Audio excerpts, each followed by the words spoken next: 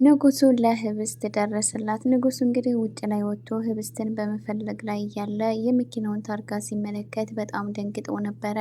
መኪናው ይሄ ነው ብሎ አስታውሶ ነበረ። ወዲያውኑ ተከትሎ ስለነበረ መኪናውም ህብስትን አገተበት ሰፈር ላይ ስለነበረ ወዲያውኑ መኪናውን አቁሞ ወደ ውስጥ ሲገባ ሰውየው ተከትሎት ወደ ውስጥ ይገባል።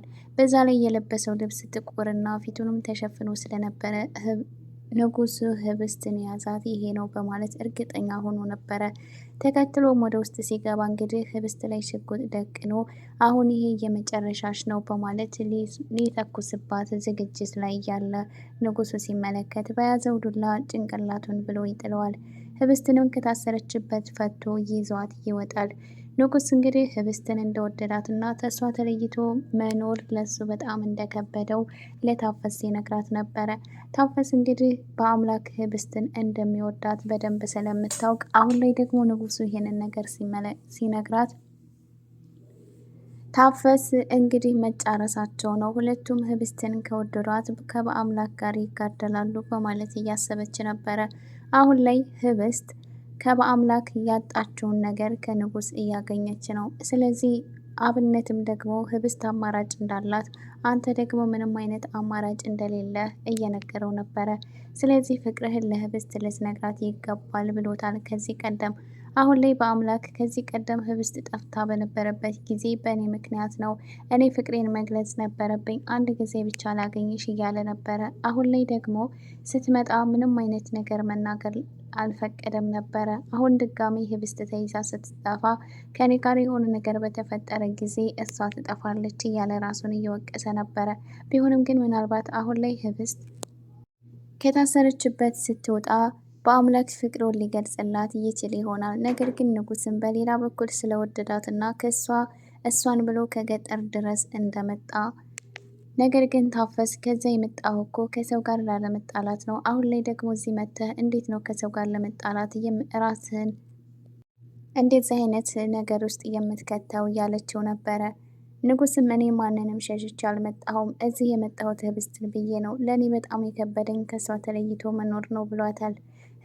ህብስት አሁን ላይ ንጉስ እንደወደዳት ምንም የምታውቀው ነገር የለም። አሁን ላይ ግን ንጉስ እሷ ላይ ወይም ለሷ እያደረገው ባለው ነገር ምናልባት ህብስት እየወደደኝ ነው ብላ ልታሰብ ትችላለች። በአምላክ በቶሎ ብሎ ፍቅሩን መግለጽ ካልቻለ እና ንጉስ ቀድሞ ህብስትን እንደወደዳት ከነገራት ምናልባት ህብስት የንጉስን ፍቅር ልትቀበለው ትችላለች። በዚህ ላይ እንግዲህ በአምላክ እስከ ዛሬ ድረስ ብዙ ዋጋ የከፈለለት ፍቅሩ ውሃ ላይ ተንሳፎ ይቀራል ማለት ነው። እንግዲህ አሁን ላይ ህብስት በጣም ከባድ ሁኔታ ላይ ደርሳ ነው የመጣችው። ወይዘሮ ታፈሱ ተቀይራለች ብላ እያሰበች ነበረ። ሁሉም ሰው ባያምናትም በአምላክም ሆኖ ታፈሱ ይፍቱ ስራን ማመን የለብሽም፣ ራስሽን ከመቼውም በላይ መጠበቅ ይኖርብሻል ብለው አስጠንቅቀዋት ነበረ። ህብስት ግን ይፍቱ ስራ በምታደርገው ነገር ምናልባት ተቀይራስ ቢሆን ብላ አስባ ነበረ። አሁን ላይ ግን አጋቹ ስልክ ተደውሎለት ስልኩን አንስቶ ሄሎ ይፍቱ ስራት ብሎ ሲናገር ሰምተው ነበረ። ህብስት በዚህ ሰዓት እንግዲህ የይፍቱን ስራን ስም ስትሰማ ያገተቻትና ይህንን ሁሉ ነገር ያደረገቻት እሷ እንደሆነች ተረዳች። መጠራጠር ነበረብኝ። እንዴት ነው ቆይ እሷ ትቀየራለች ብዬ ማሰብ የቻልኩት እያለች ነበረ። አሁን ላይ እንግዲህ አበቃልኝ፣ አሁንስ አትምረኝም፣ አሁን ላይ ትገለኛለች ብላ ህብስት በጣም ፈርታ ነበረ። ነገር ግን በስተመጨረሻዋ ሰዓት ንጉስ ደርሶ አድኗታል። ንጉስ እንግዲህ ምንም ቤት ውስጥ እየተፈጠረ ያለው ነገር እና ይህንን ነገር ማድረግ የፈለገው ማን እንደሆነ ባያውቅም ነገር ግን ህብስትን ማትረፍ ችሏል። በአምላክና አብነትም እንደዚሁም ደግሞ አቶ አለም ሁሉ ጥርጣሬያቸው ይፍቱ ስራ ላይ ነበረ። ይፍቱ ስራ እንግዲህ ይሄ ነገር እንደሚፈጠርና ቀድማ አስባበትና ተዘጋጅታበት ስለነበረ እህቴ ጋር እሄዳለሁ ብላ አስቀድማ ለአቶ አለም ተናግራ ነበረ። ይህንን እንግዲህ አስባ በምትሄድበት ቀን ደግሞ ህብስት ታገተች። ይፍቱ ስራን ማንም ሰው አይጠረጥራትም። ነገር ግን በአምላክ ስለ እሷ በጣም እርግጠኛ ሆኖ ሲናገር ነበረ። ይፍቱ ስራም እሷ እንዳላደረገችውና አንድ ነገር ሲፈጠር በቃ ለሁሉም ነገር እኔና የምትጠይቁት እያለች ይሄ ነገር በጣም እንደመረራት ከአቶ አለምም ጋር ደግሞ በጣም በከባዱ እንደተጣሉና ፍቺ ድረስም የሚያደርስ ነገር እንዳጋጠማቸው ተመልክተናል። አሁን ላይ ይፍቱ ስራ ራሷን ነፃ ለማድረግ እንዴት እኔን ትጠረጥሩኛላችሁ? እኔ እኮ ለመቀየር እየሞከርኩ ነበረ በማለት እነሱን የጥፋተኝነት ስሜት እንዲሰማቸው እያደረገች ነበረ። በአምላክም እንግዲህ ይህንን ነገር ያደረግሽው አንቺ እንደሆንሽ እኔ በጣም እርግጠኛ ነኝ። ይህንን ነገር የእውነት ካላደረግሽው እኔ እግርሽ ላይ ወድቄ ይቅርታ ጠይቅሻለሁ ብሏታል። ይፍቱ ስራ እንግዲህ እሷ እንዳልሆነች እና ምንም ነገር የምታውቀው ነገር እንደሌለ ሁሉንም አሳምና በአምላክን እግሯ ስር ወድቆ ይቅርታ እንዲጠይቃት ማድረግ እንዳለባት ስታስብ ነበረ። በአምላክም እንግዲህ ከይፍቱ ስራ ውጭ ይህንን ነገር ማንም ሰው ሊያደርገው እንደማይችል በተለያየ መንገድ አረጋግጧል። ቀደም ሲል እንግዲህ ይፍቱ ስራ ስልክ ስታወራ ሰምቶ ነበረ። ህብስት ታፍና በነበረበት ቅጽበት በአምላክ ወደ ቤት ሲሄድ ይፍቱ ስራ ስልክ እያወራች ነበረ። በሩን ከፍቶ ወደ ውስጥ ሲገባ ይፍቱ ስራ ግን ከእህቷ ጋር እያወራች እያስመሰለች ነበረ። እንግዲህ በአምላክ ወዲያውኑ ስልክ ደውሎ እህቱ ጋር ከአንቺ ጋር እያወራች ነበር ወይ ብሎ ጠይቋታል። እህትየዋም እንግዲህ በጭራሽ እኔ ጋር አልደወለችም፣ ልትመጣም አላሰበችም፣ እንደምትመጣም አላውቅም ብላ ስትነግረው በአምላክ ይህንን ነገር ይፍቱ ስራ እንዳደረገችው በደንብ እርግጠኛ ሆነ። ይህንን ነገር ለአቶ አለምም ተናግሮ አቶ አለም ደግሞ ይህንን ነገር ያደረግሽው አንቺ ከሆንሽ የመጨረሻችን ይሆናል፣ ይሄ ትዳር ዛሬ እዚህ ላይ ያበቃለታል ብሏታል።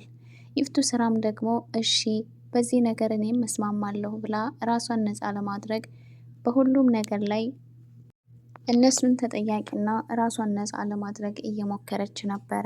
አሁን ላይ አቶ አለም ይህንን ነገር ያደረገችው ይፍቱ ስራ እንደሆነች በጣም እርግጠኛ ሆኖ ካወቀ ምናልባት ይፍቱ ስራን እስከ መጨረሻው ሊፈታት ይችላል። ምክንያቱም አቶ አለም በራሱ መንገድ ህብስት ሙሉ ንብረቱን እንድትፈርምለት እና ለራሱ ለማድረግ እየሞከረ ጫፍ ላይ ደርሳል።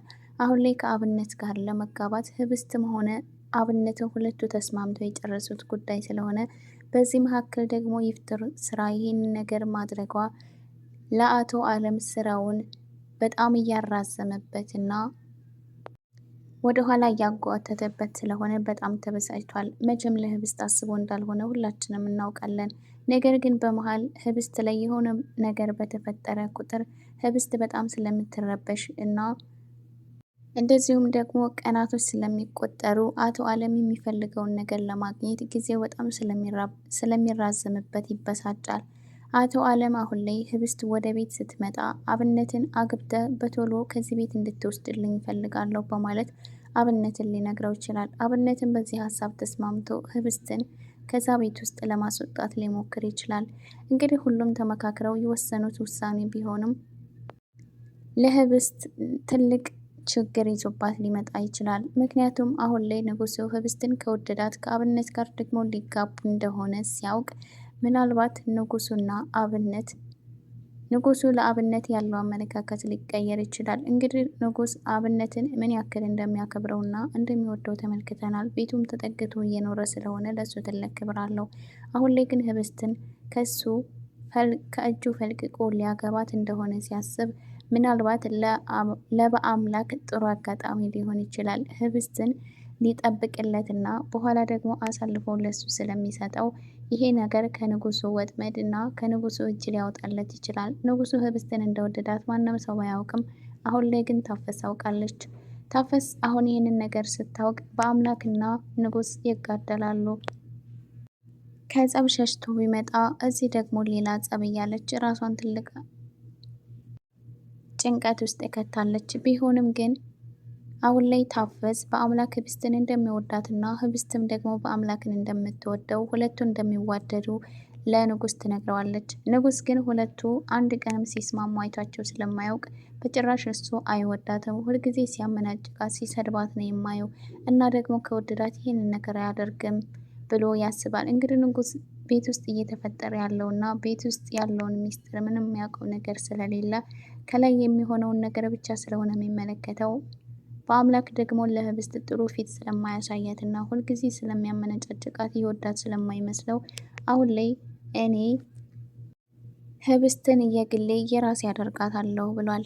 ውድ የህብስት ድራማ ተከታታዮች ህብስት አሁን ላይ ሲቃይዋ እዚህ ጋር መቆም አለበት። ከዚህ በኋላ ይፍቱ ስራም ተጋልጣ ወይም ደግሞ ከዛ ቤት ውስጥ ለመጨረሻ ጊዜ መውጣት አለባት።